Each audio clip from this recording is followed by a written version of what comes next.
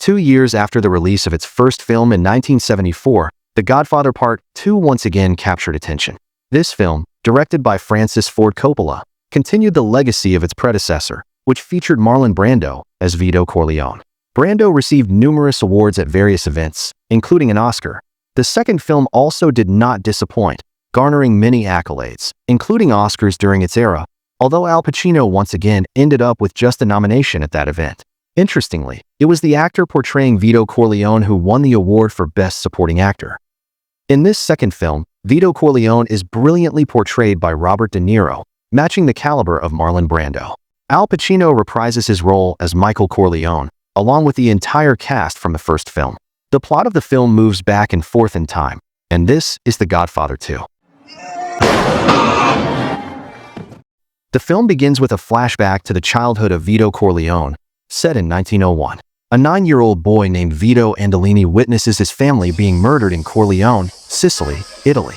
It starts with his father being killed after insulting the local mafia boss, Don Ciccio. Then, his mother attempts to avenge his father's death and tries to save Vito Andolini.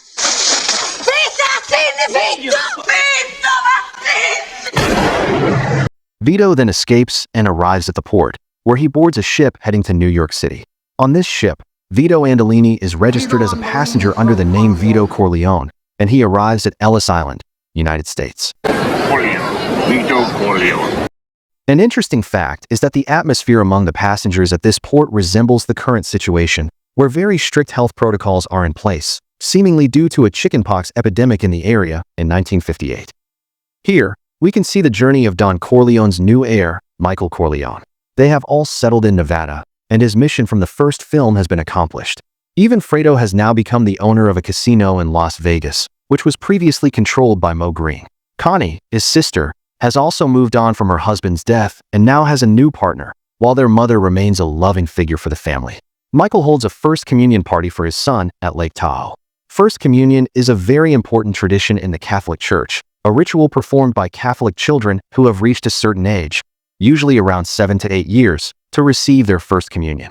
Communion involves receiving bread and wine that have been consecrated as the body and blood of Christ. During the party, Michael Corleone conducts a series of business meetings, as he has now become the new Don Corleone.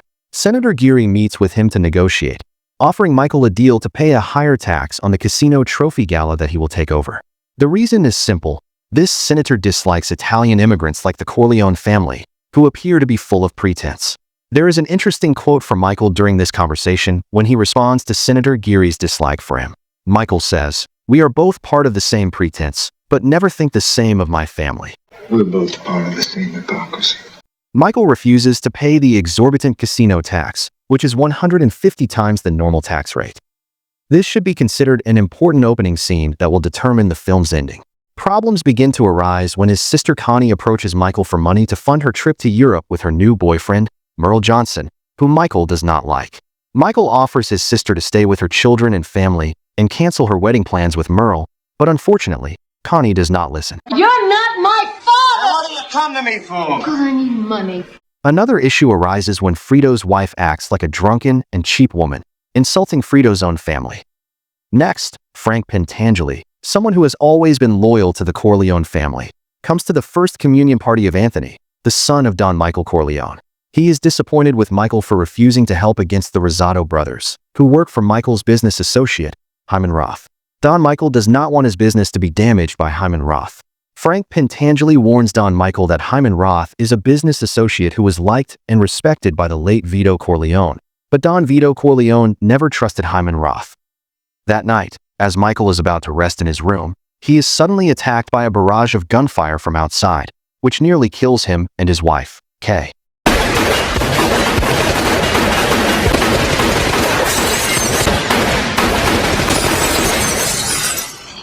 Michael orders his men to search the house complex for the assailants and capture them alive to find out who is behind the attack. Unfortunately, they find that the assailant is dead, and Michael decides to leave Nevada for New York City. In 1917, Vito Corleone now resides in New York City. He has a wife who has given birth to their first son, Santino Sonny Corleone. Vito and his friend attend an Italian theatrical performance and meet a local Don named Don Fanucci, who is feared by the people as the leader of the Mafia and known as the Black Hand. Don Fanucci enjoys extorting Italian immigrants, including the store owned by his friend's father, which is also where Vito Corleone works. That night, Vito is asked by his neighbor to hide some items, which turn out to be several firearms.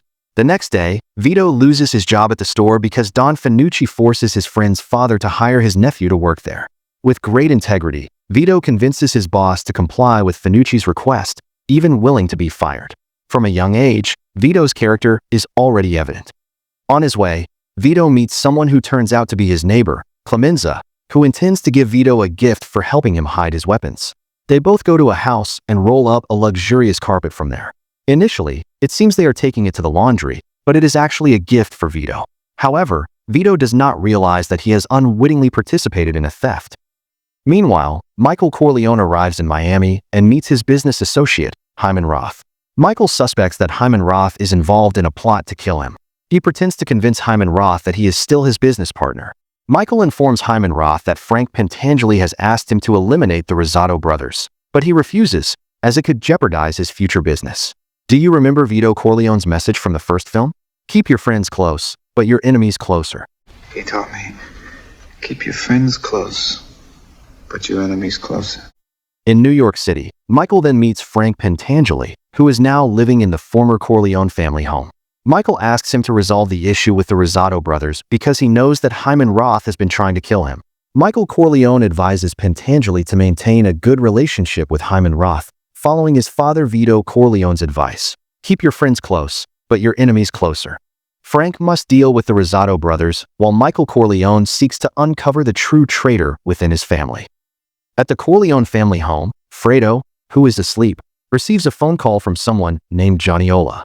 Johnny-Ola is Hyman Roth's right-hand man, marking the beginning of Roth's suspicious actions involving Fredo.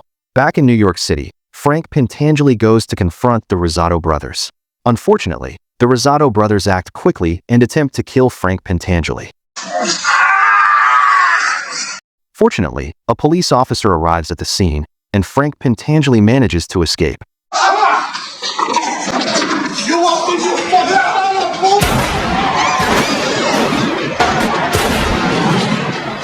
In Las Vegas, Tom Hagen visits a casino hotel with Fredo. He meets Senator Geary, who is caught in a situation where the prostitute he was with has been gruesomely murdered. Tom Hagen tries to reassure the senator not to panic and that they will resolve the incident. Do you remember the senator's offer at the beginning of the film?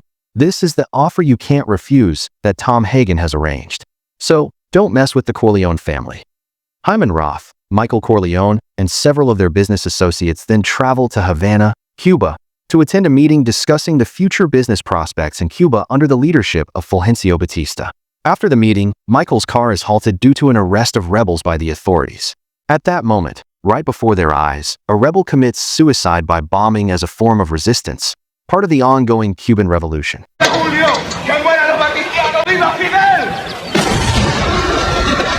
Observing the state of the Cuban Revolution, Michael reconsiders their business, fearing that the government may fall.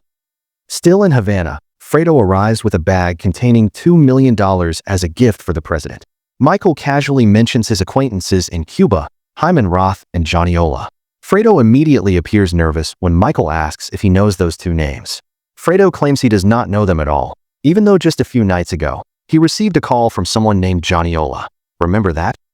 Michael also assigns Fredo to welcome Senator Geary, who will arrive the next day, and to take him around Havana. Michael requests protection from a suspected assassination attempt that may occur after New Year's Eve during the New Year's celebration at the presidential palace. Fredo accidentally lets slip in the crowd that he knows Hyman Roth's right-hand man, Johnny-Ola. At that moment, Michael realizes that Fredo is the traitor within his family. That same night, Michael orders his bodyguard to kill Johnny-Ola. After successfully completing this first mission, Michael's bodyguard heads to the intensive care unit to kill Hyman Roth. However, before he can complete his task, he is caught by the police and shot dead. Still at the presidential palace, a group of soldiers meets with the president. New Year's Eve arrives, and everyone exchanges greetings, including Michael, who congratulates Fredo and tells him to hurry to the plane that will take them to Miami. With a heavy heart, Michael tells his brother that this moment is one of deep pain and memorable significance. That same night, President Batista announced his resignation, marking a complete victory for the Cuban revolutionary fighters. The uprising was inevitable, and amidst the chaos, Fredo fled, leaving Michael behind. Although Michael tried to reassure him, Hyman Roth, who was suffering from a stroke, was also rushed back to the United States. Upon arriving home, Tom Hagen informed Michael that his wife, Kay, had suffered a miscarriage. Looking back at the past, Vito Corleone now had two more sons after Santino, Fredo and Michael. Fredo was born in poor health, suffering from pneumonia. Throughout Vito's criminal journey with his associates, Clemenza and Tessio, they caught the attention of Fanucci, who extorted them. Clemenza and Salvatore Tessio chose to avoid trouble with Fanucci by meeting his payment demands, but Vito was more insistent that he could convince Fanucci to accept the smaller payment. You understand how he did that, right? This is where the phrase, "an offer he can't refuse," first emerged. During the Italian ethnic festival, Festa, Vito followed Fanucci to his apartment. Once there, Vito shot Fanucci dead.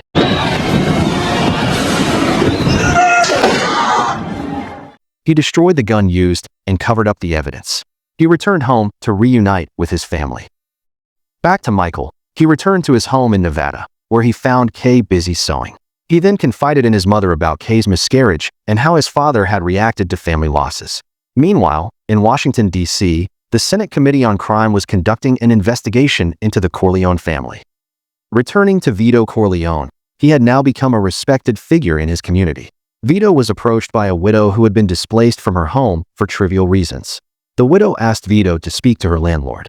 Vito met with the landlord, named Roberto, and requested that he return the house to the widow. Vito even secretly paid her rent for 6 months. Shortly after, Roberto came to Vito's office and returned the money he had received earlier, now intimidated and fearful because he realized he was facing a Don Vito Corleone. Roberto also promised to lower the rent for the widow. Vito and his friends, Clemenza and Tessio, now had a new business, the olive oil Genco importing company. During the Senate investigation into the Corleone family, Frank Pentangeli, having survived a previous assassination attempt by the Rosado brothers, agreed to testify against Michael in court. Frank believed he had been betrayed in the assassination attempt against him, and he was convinced that Michael was behind it. He was now under tight security as a form of witness protection. Back in Nevada, Michael finally reunited with Fredo. Fredo expressed his frustration at being the neglected son of Vito. He also admitted to helping Hyman Roth and expected payment from him. Fredo revealed a court secret. The Senate lawyer was actually a subordinate of Hyman Roth. Michael rejected and denied any blood ties with Fredo, but he still ordered one of his bodyguards to ensure Fredo's safety while their mother was still alive. During the Corleone family court proceedings, Michael could not meet with Frank Pentangeli, who was under strict guard, to explain the true events and defend Michael. However, Tom Hagen cleverly brought in Pentangeli's brother from Sicily to the hearing, which made Frank Pentangeli anxious. Eventually, he reversed his previous testimony in court and began to defend the Corleone family again. The hearing became chaotic and was subsequently adjourned. At the hotel, Kay met with her husband, Michael, and revealed that she had not actually miscarried. Instead, she had intentionally had an abortion. She expressed her desire to stop having children with Michael, whom she considered a brutal, savage family. Michael became enraged, ultimately hitting Kay and throwing her out, reclaiming custody of their children. Returning to Vito, along with all the family members, they went back to their hometown in Sicily. For the first time, he and his business associate, Tomasino, visited the estate of Don Ciccio, seeking his blessing to start their olive oil business. Do you remember Don Ciccio? He was the one who killed Vito's parents. After revealing his father's name, Antonio Andolini, Vito finally completed his childhood revenge by killing Ciccio.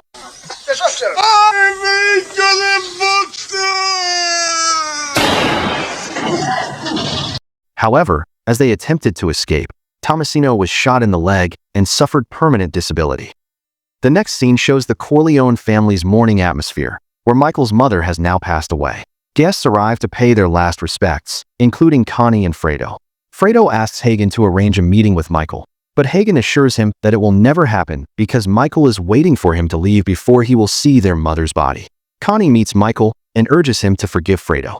Connie also promises to take care of herself and the children. Michael then meets and forgives Fredo.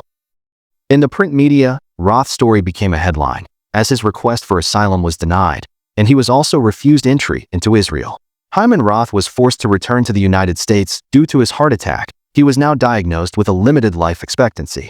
A disagreement arose between Consigliere Tom Hagen and Michael regarding the plan to assassinate Hyman Roth.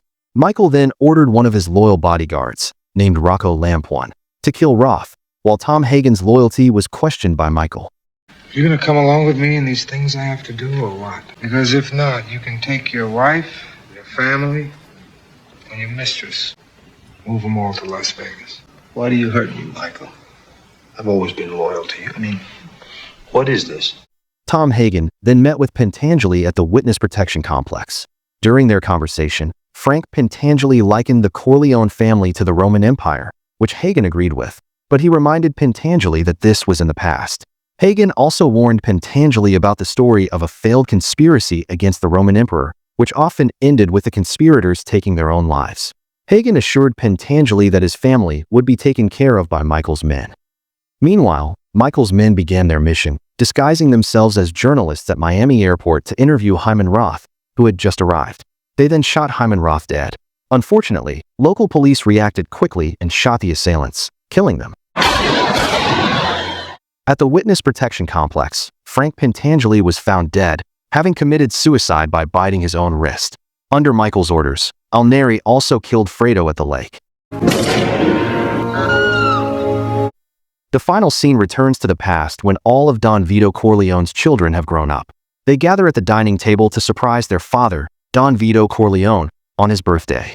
There are Santino, also known as Sonny, Fredo, Connie, and of course, Michael, along with Tom Hagen. Michael informs his brothers that, in reaction to the attack on Pearl Harbor, he has decided to leave college and enlist in the U.S. Marine Corps. This reckless decision angers Sonny, and Hagen is also skeptical. Come on. Mikey, he has high hopes for you. Talk to my father about my future. Pop had to pull a lot of strings to get your deferment. Your father has plans for you. Now, many times, he and I have talked about your future. While Fredo is the only brother who supports his decision. When Vito arrives, they all go to greet their father, except for Michael, who remains alone at the dining table. At the end of the film, Michael is also seen sitting alone by the lake at the family home complex. Make sure to subscribe and turn on notifications so you can watch more videos like this. Thank you for watching, and see you next time.